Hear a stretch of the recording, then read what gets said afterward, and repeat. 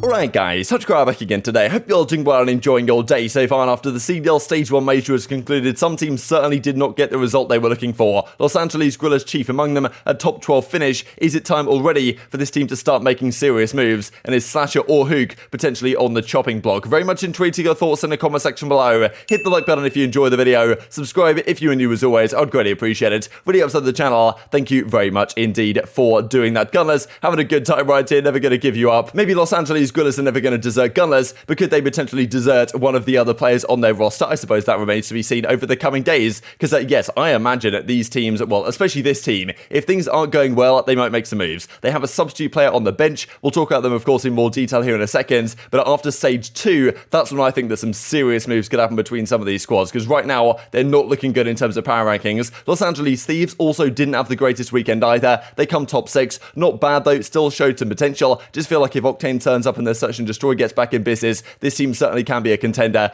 Drazah and Envoy especially looked like a phenomenal SMG duo this past weekend, so still excited for the future of that team. But Los Angeles Guerrillas, I'm really not so convinced right now. Seattle Surge, another team in a very tough spot. They went from Challenger rank all the way back down to Advanced. So, I mean, they started off the season so hot. They've fallen off a cliff, to be honest. Like, so many potential issues within that team because, I mean, this is really where you need accuracy to be the leader that we know he can be, and he was at the start of the year, to get these guys back in business. Because the problem is, I guess, with having a guy like accuracy, as opposed to the way that London have built their team, is that if the star players on Seattle Surge aren't having a great series, the likes of Sib and Pred really mainly, and also Mack to some degree, if they aren't going off, the team is basically screwed. Whereas for London, like, if you don't have great series from Gizmo or Afro or whatever, then Zero is actually, like, Zero did phenomenally this past weekend and had so much impact. That's the thing, like, accuracy as the main AR is not there to do the numbers, he's there to kind of, well, bring all the intangibles and get the best out of his other players. If the other players aren't performing, the team is just done for. Whereas in London's case, like, they can afford one or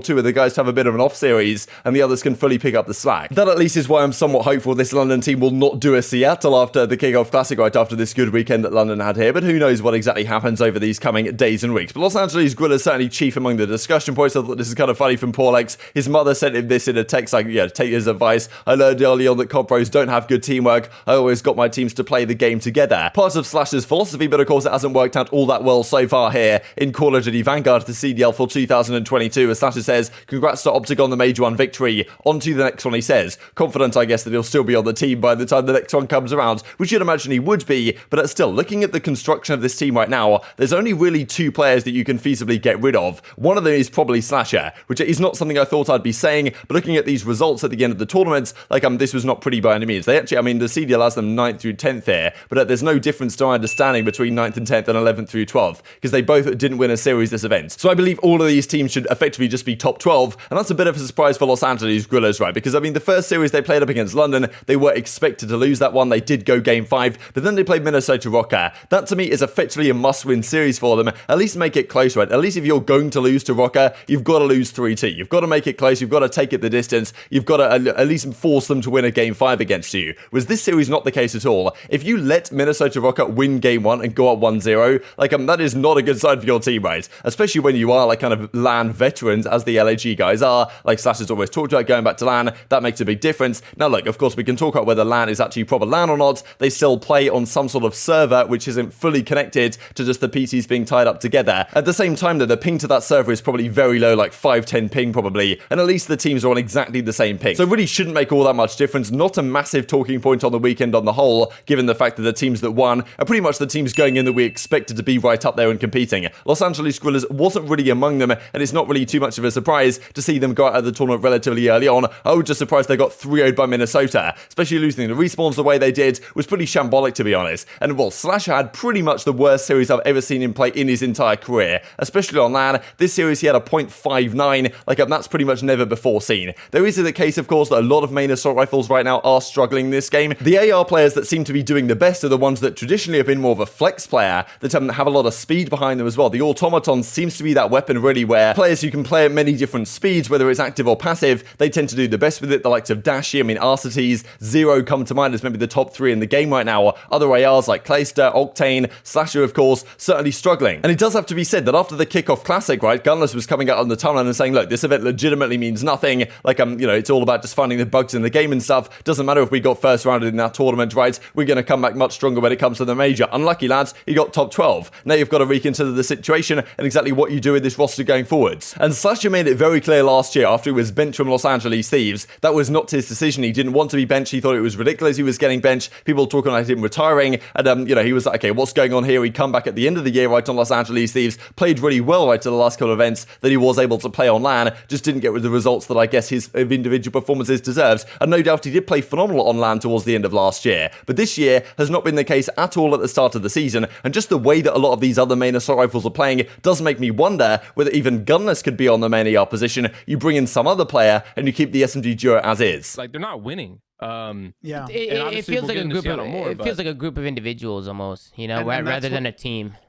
And so I didn't get to finish where I was actually going with this. So when are we going to start talking about, we talk about all these teams that quote unquote need roster changes. When are we going to start talking about this team? And even spicier, who's getting let go? Because honestly, I don't think I'd ever see a day. I didn't think I'd ever see a day where I'm saying SlasheR should get dropped.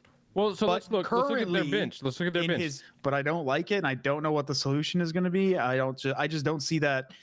I don't see this roster lasting much longer. And I mean, honestly, I don't know what the team environment's like, but a history of knowing SlasheR, knowing Gunless, there's got to be some tension there. Not between them, just in the team in general. Like SlasheR and they don't Gunless like to lose. That's for sure. No one likes to lose, but those guys despise losing. Does Spart even make sense here? Like, because again, I don't even know what he likes to run. I don't even know what he likes to run. He's a flex, but like you'd be mostly looking at dropping either Gunless or SlasheR. And you're not dropping Gunless. I mean, that's crazy. Big P's been playing good. So he's been unbelievable. SlasheR, which is like, I mean, right? I mean, Huke, or you're getting rid of SlasheR, and I don't think you're getting rid of Huke because didn't they pay for him? Like, yeah, they paid big bucks for Mr. Huke. Yeah, that's what I'm saying. Point is, they are in a very situation, and I don't know how it's going to pan out, but they need to do something.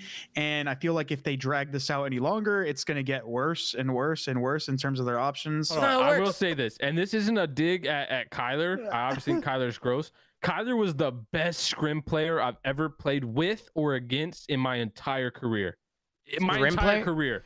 Like his performance in scrims, like when we're online scrimming, he was godlike, bro. When I played with him in BO4 on frequency, he would literally just go rogue, drop like 55, and we'd win. Not even have to try.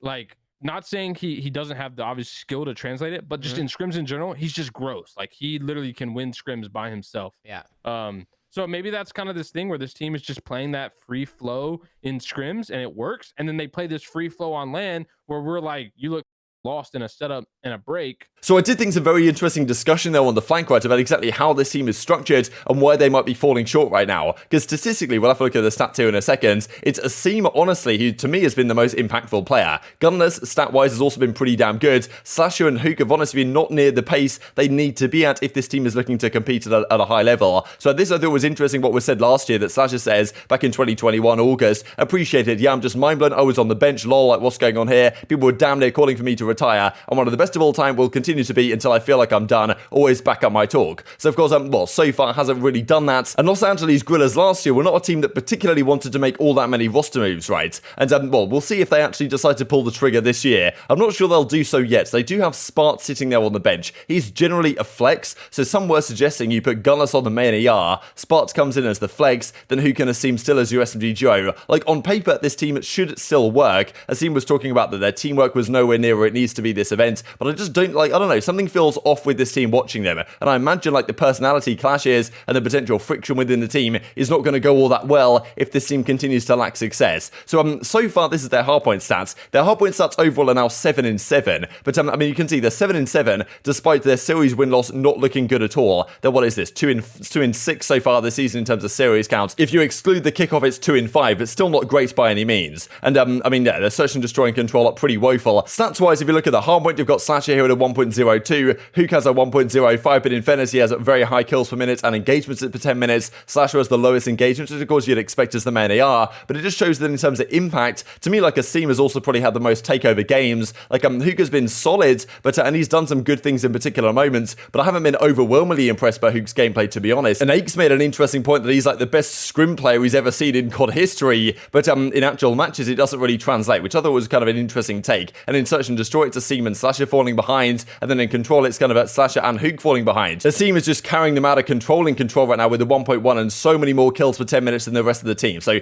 very interesting set of statistics. This was just that one series up against Minnesota. They got 3-0'd right, where SlasheR overall at a 0.59. That was very rare. Not something, of course, you would expect to happen again, but that does make the question known. We saw New York subliners after the first week of action on the first weekends. They knew this team of 4 was not going to work. They thought the issue might have been Neptune, right? I guess is what they thought. They got rid of him. They brought Royalty in. That obviously hasn't fixed their issue. But at least to their credit, they made an attempt. They knew this team wasn't going to work. They made a move. This team, I think a lot of people are looking at. Me, internally, they feel differently. I think a lot of people look at this squad and think, okay, is this really going to work? Do we need to try something here? And of course, Spart is sitting there on the bench as a potential option if they do want to bring the substitute in. He's been pretty good for challenges the last couple of years. He was on LAG way back in Modern Warfare to not great success, so maybe something they do or do not want to do. SlasheR, of course, does not want to get benched again after last season, very frustrated about it, not thinking that would even be a conversation topic so quickly this season, but all of a sudden it is, and some people are certainly calling for it and thinking that might be the move for this squad, because at the end of the day, many main ARs are struggling right now, and if your team is falling short, maybe you need to change in terms of who's running that main AR. Few things here to finish out the video I thought was very interesting. Daniel Sai comes out with the official numbers being in for Major 1. A viewership peak of 186,000 and averaged 143k across CDL Sunday. Those are actually fantastic numbers, our best performing major since the CDL's inception. That's impressive stuff. Doesn't quite get to the champs levels of the last couple of years, but still, for a major, that's very good. No real surprise, it's outperforming every other major with OpTic and FaZe in the grand finals, but honestly, it was a very entertaining weekend outside of that as well. The Sunday especially was fantastic. Now, these peak numbers are quite interesting, right? Just because, like, the peak numbers on Esports charts are, I think, 157k or something, so